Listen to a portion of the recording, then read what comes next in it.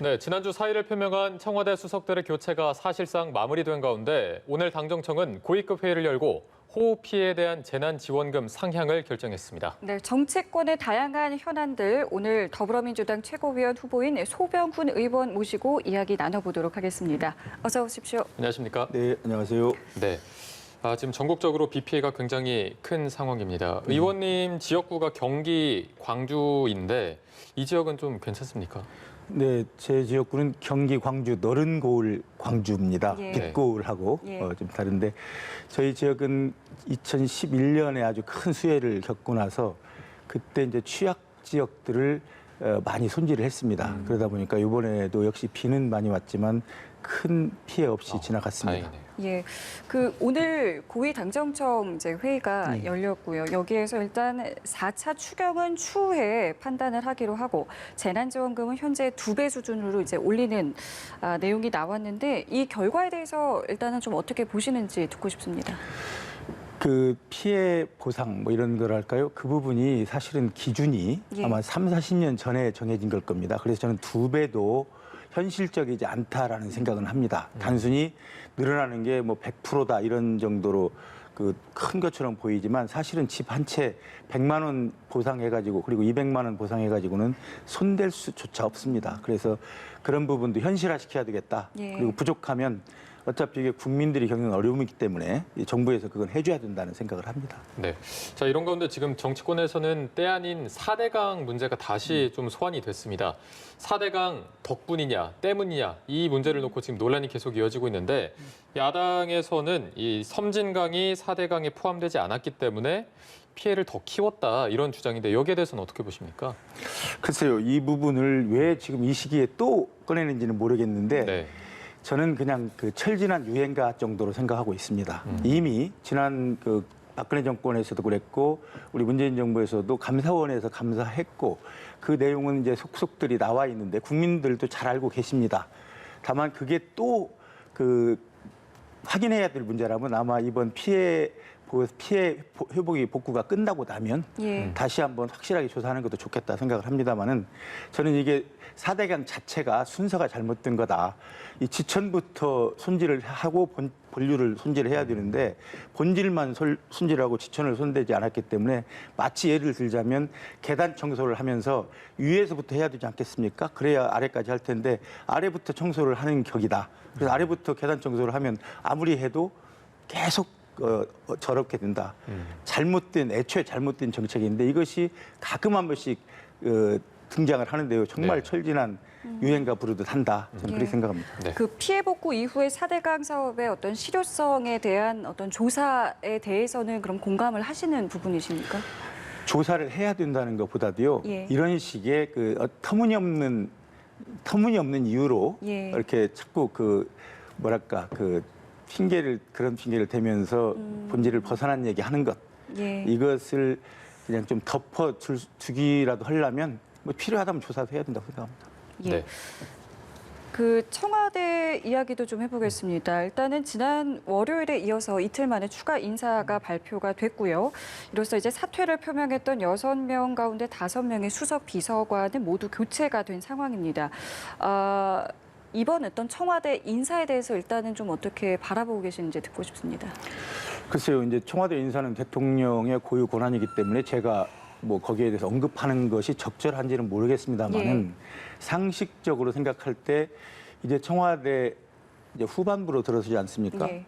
이쯤에는 후반부 청와대 정책, 그러니까 문재인 정부의 후반부 마무리를 위해서 여기에 적절한 그 인사들이 청와대에서 일을 하게 되는 것. 저는 뭐 그건 큰 큰 변화 아니다. 있을 수 있는 일이다. 이 생각을 합니다.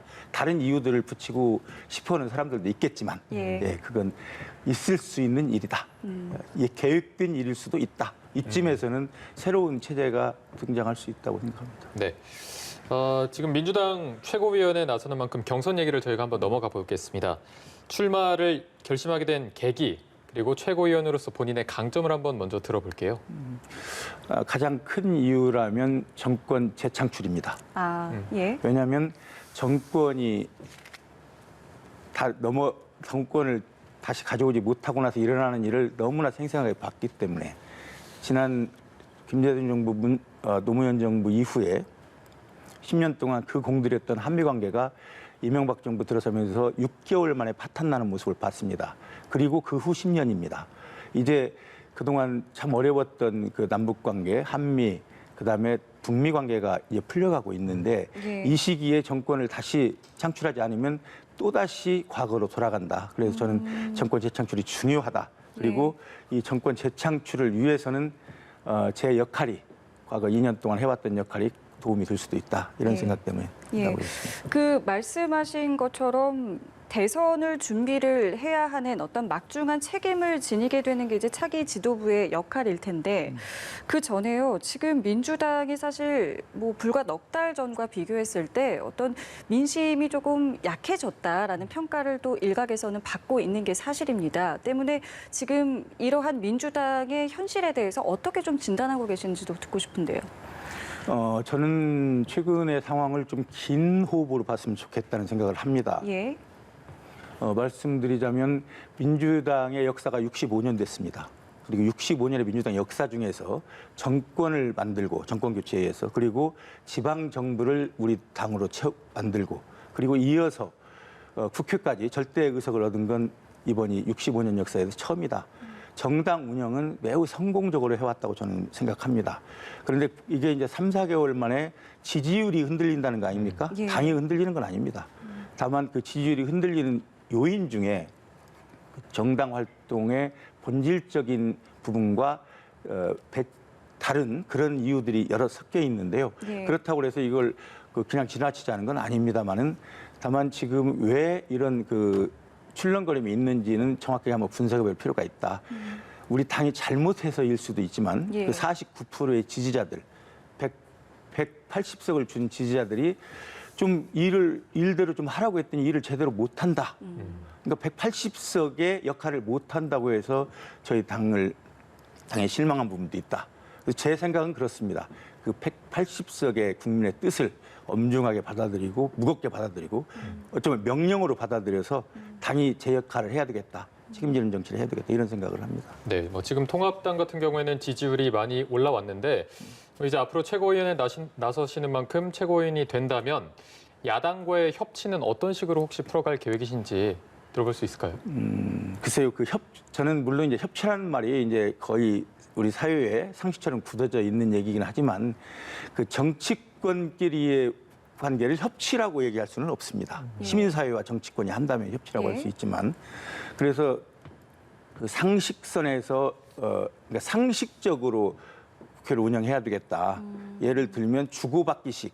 그러니까 이 사리에 맞지도 않고 국민들이 원하지도 않지만 단순히 그 양 당 간의 합의를 위해서 주고받기식 이런 건 하지 말아야 되겠다. 예. 그리고 정말 그 국민 속으로 들어가서 국민이 원하는 것이 무엇인지를 찾아가지고 그 일을 물러서지 않고 그냥 앞으로 쭉 나가면서 좀 해야 되겠다 이런 생각을 합니다. 네, 뭐 지금 통합당 같은 경우에는 부동산 문제 특히 각을 많이 세우고 비판을 많이 하고 있는데 최근에 문재인 대통령은 수보 회의에서 집값 상승세가 진정되는 양상이다 이렇게 진단을 했습니다. 이 진단 자체는 어떻게 보십니까?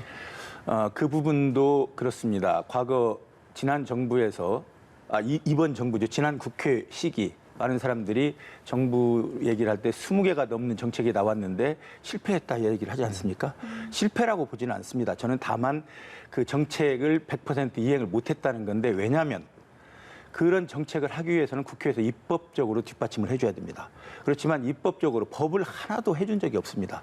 이게 이제 발목 잡기 식의 그 정치가 되다 보니까 정부에서 아무리 좋은 정책을 내놔도 법으로 할 수 있는 건 못합니다. 다만 대통령령이나 뭐 시행령 정도 고쳐서 하는 건데 예. 그 정도로 성공이 어렵다. 근데 이번에는 다릅니다. 이번에는 임대차 3법이랄지 부동산 그 세제 관련 지방세법이랄지 이런 부분이 국회에서 법으로 통과됐습니다. 그러면 그 정부의 정책을 그 정부의 뜻대로 수행할 수가 있습니다. 그래서 이런 정책이 시행이 되게 될 경우에는 적어도 최소한의 기간, 정책이 시행되는 기간 정도는 봐주셔야 됩니다. 이걸 잘했다, 잘못했다가 아니고. 다만 제가 요즘 듣기로는 뭔가 그 조짐은 괜찮아 보인다. 그리고 일부 이 정책에 반대하는 사람들, 저는 그 사람들을 투기꾼이라고 부르는데요. 그 투기꾼들은 긴장할 것이다. 왜냐하면 지난 20대 국회와 다른 점은 21대 국회에서는 정부 정책을 법으로 뒷받침할 것이다. 그래서 투기꾼들이 빨리 마음을 정하지 않으면 크게 손해본다. 예. 이런 말씀 드리겠습니다. 그런 의원- 점 때문에 네. 긍정적인 변화라고 하지 않으셨나 싶습니다. 아, 그 사실은 이제 의원께서 이런 이야기 하셨잖아요. 지금 뭐 투기꾼이라는 단어를 사용하셨습니다만은 형사처벌에 대한 부분도 이제 언급을 하셨기 때문에 오늘 꼭 이 질문을 드리고 싶었던 게 이 논조로 말씀을 하신 부분에 대한 의견을 조금 더 자세하게 좀 들어보고 싶었었거든요. 제가 이제 그게 저두절미한 부분도 있겠지만 뭐 예. 꼭 그걸 제 뜻이 아니라고는 안 하겠습니다만은 형사처벌 부분을 저는 이제 투기꾼과 투기꾼 비호 세력 그리고 투기꾼과 투기꾼 비호 세력을 보이지 않는 곳에서 보이지 않는 손으로 조정하면서 정부의 부동산 정책을 망가뜨리거나 국민과의 신뢰관계를 깨뜨리는 그런 제3의 세력이 있다. 그런 세력들만은 단단히 그 법으로 좀 다스려야 되는데 제가 얘기했던 건 그겁니다.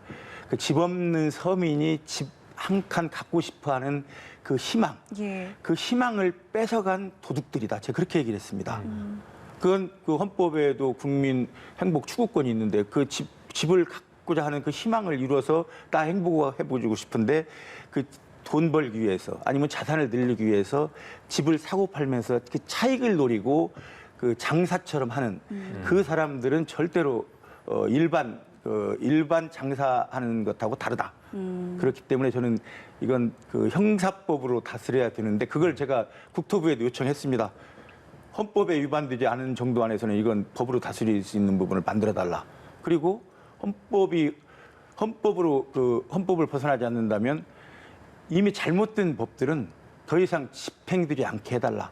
그 부분을 법을 이 자리에서 멈출 수 있도록 소급 입법이라도 만들어 달라.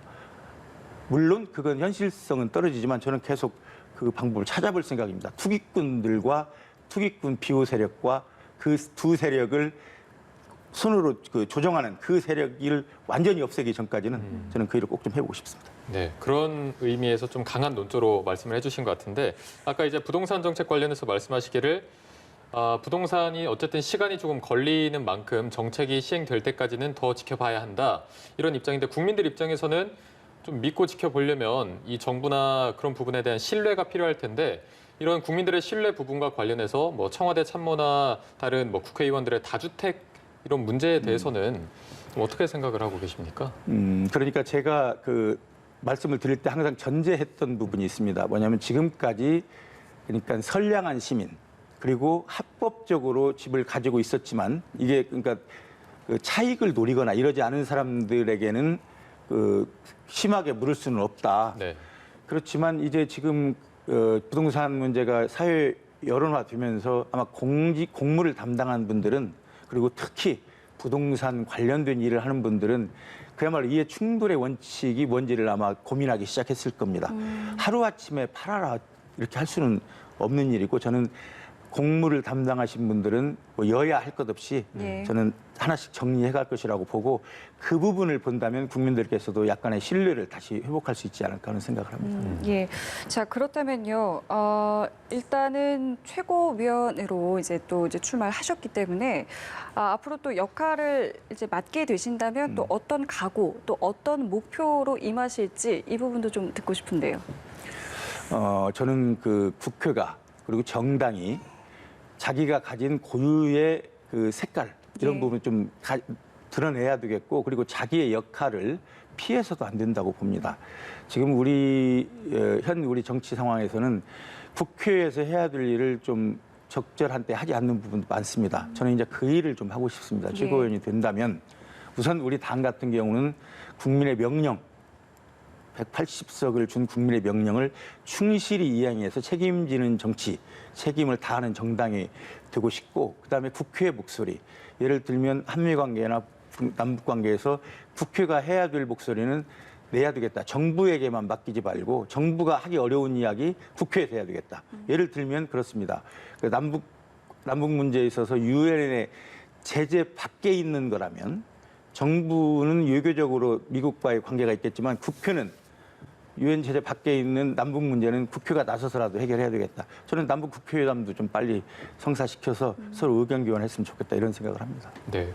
알겠습니다. 저희가 오늘 말씀은 여기까지 듣도록 하겠습니다. 지금까지 더불어민주당 최고위원 후보인 소병훈 의원 모시고 얘기를 나눠봤습니다. 고맙습니다. 네, 감사합니다. 고맙습니다.